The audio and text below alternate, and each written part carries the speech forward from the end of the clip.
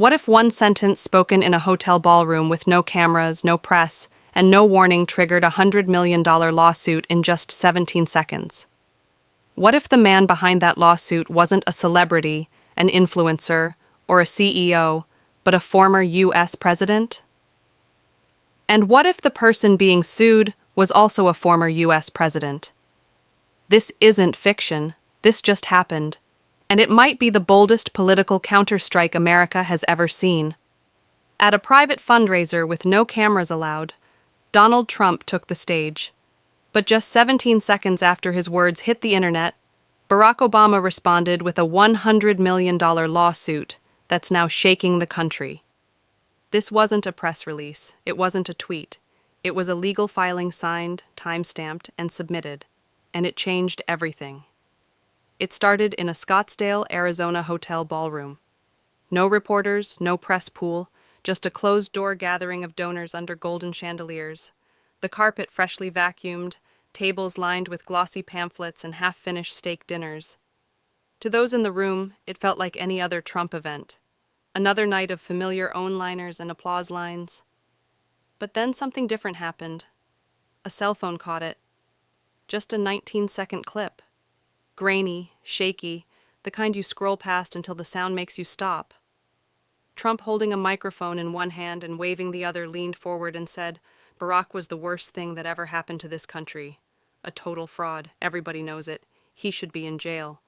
The crowd laughed, some clapped, a few stood and cheered, and then the clip cut off. But the echo of his words didn't. By morning it was everywhere. Millions had already seen it, reposted it, turned it into memes, sound bites, and TikToks. Then came the moment. 17 seconds after the clip went viral, Obama's legal team dropped the hammer. Not with a press conference, not with a public statement, with a lawsuit. $100 million, defamation filed, signed, submitted. The timing made people stop in their tracks. Commentators on cable news were stunned. Some thought it was a hoax. Others called it a trap. In Dallas, one radio host muttered live on air, "This isn't a reaction. This is a setup. Obama's been waiting for this." And across the country, the conversation changed. Suddenly, it wasn't about what Trump said. It was about what Obama did. The clip kept circulating, but the bigger story was unfolding beneath it. One that raised questions about truth, accountability, and the cost of reckless speech in public life. In Oklahoma City, a man named Robert Lane pushed his coffee aside and told a reporter, "I didn't vote for Obama, never liked his politics. But if you can just say anything, call someone a fraud, a criminal with no proof, then what's left?" His friend shook his head and replied, "Yeah, but Trump's always said stuff like that. Why is this different?" That was the spark, because this wasn't Twitter. This wasn't just rhetoric. This was a courtroom, judges, consequences. And the more people looked at the details, the more they leaned in. Some were fascinated by how prepared Obama's team was, how fast they moved. Others asked if it had all been part of a longer plan. Let Trump keep talking, wait for the moment he goes too far, then strike with something that couldn't be brushed off. In Phoenix, a law student named Elena Marquez said it best. They knew he couldn't resist, and the second he did, they had the documents ready. 'Cause this wasn't just about money. It was about the principle that lies, especially public lies, carry a cost. For years, Trump and Obama had existed in a strange political orbit. Different men, different ideologies, but constantly clashing. But this moment felt different. It wasn't just sharp. It was precise. It was legal. It was immediate. And it was serious. As the headlines rolled in and the footage bounced from screen to screen, the focus shifted again from insult to impact. Because what followed wasn't chaos, it was clarity. Obama's legal team revealed that the lawsuit hadn't been drafted in the heat of the moment. It had been prepared long before. The clip had just started to spread online when reporters in Washington received the official complaint. Barack Obama versus Donald J. Trump claimed defamation damages sought $100 million. It wasn't just a headline. It was a statement even for Trump, a man used to big numbers and bigger claims. This one hit differently. He'd stood in front of a crowd and called a former president a criminal. A fraud with zero evidence on camera. And this time, someone was going to hold him accountable. On MSNBC, one former federal prosecutor said it plainly, "This is surgical." They weren't scrambling. They were waiting. This is Obama saying, "Enough." By then, social media had exploded with screenshots of the lawsuit, PDFs, signatures, excerpts from the complaint. No rage, no insults, just cold, precise legal language like a chess move held in reserve for months. Then came the press conference. Michael Reynolds, Obama's attorney, stood before a wall of microphones outside the Dirksen Federal Building in Chicago. Dark navy suit, no flashy tie, just a calm, firm voice. "Words have weight," he said. "When a former president uses his platform to spread falsehoods with the intent to damage reputation and mislead the public, that is not politics. That is defamation. We have filed this lawsuit to hold Mr. Trump accountable for his repeated lies, and we will see this case through in court." When pressed by reporters, Reynolds added one more line. "This isn't about settling personal scores. This is about the truth." That sentence landed like a punch in homes, in classrooms, in barbershops. People repeated it. This is about the truth. Legal analysts broke down why the claim was so serious.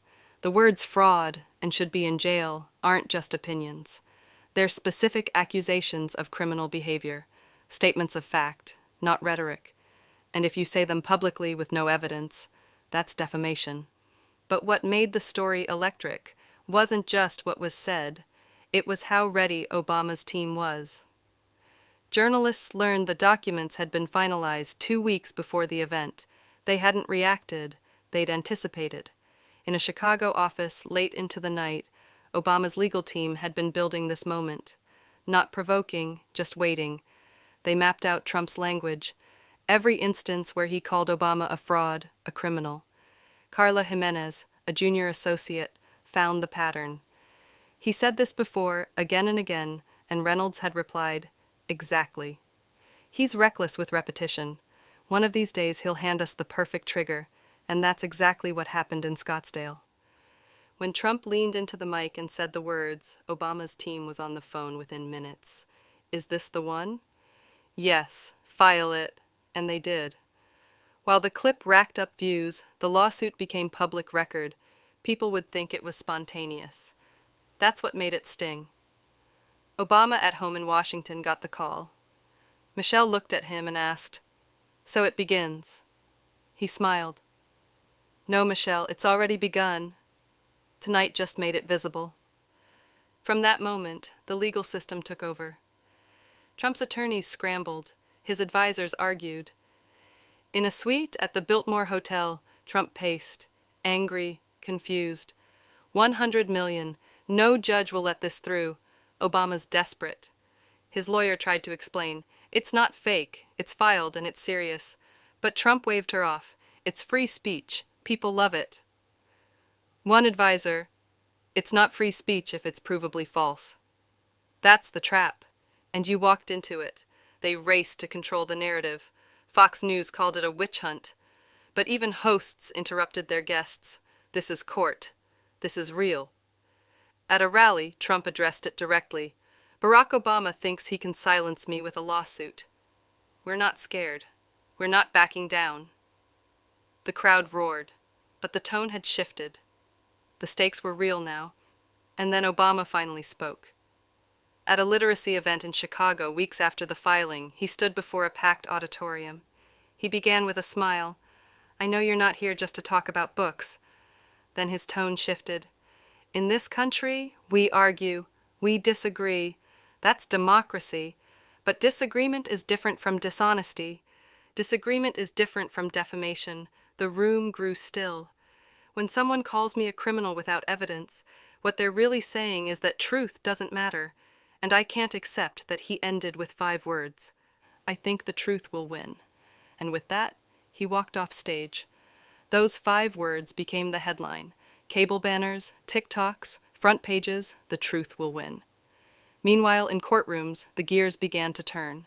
Trump's team filed to dismiss. Obama's team responded. "This is not opinion. This is a false statement of fact." The judge agreed the case would proceed. Then came the leak. A memo from Trump's own lawyers warning that if the case moved forward, years of reckless statements could be used as evidence. It showed fear, vulnerability. Donors began pulling support.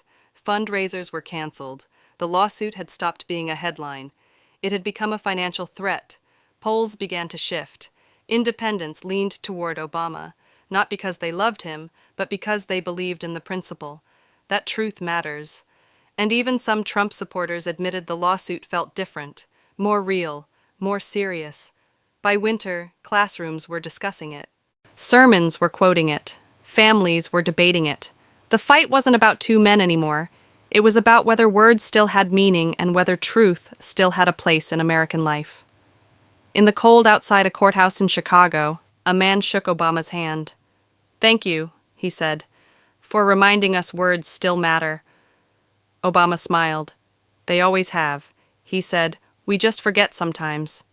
So, if you followed this story and you still believe that truth deserves a place in our conversations, subscribe because we're going to keep telling stories that remind us. In a world full of noise, accountability still matters, and the truth will.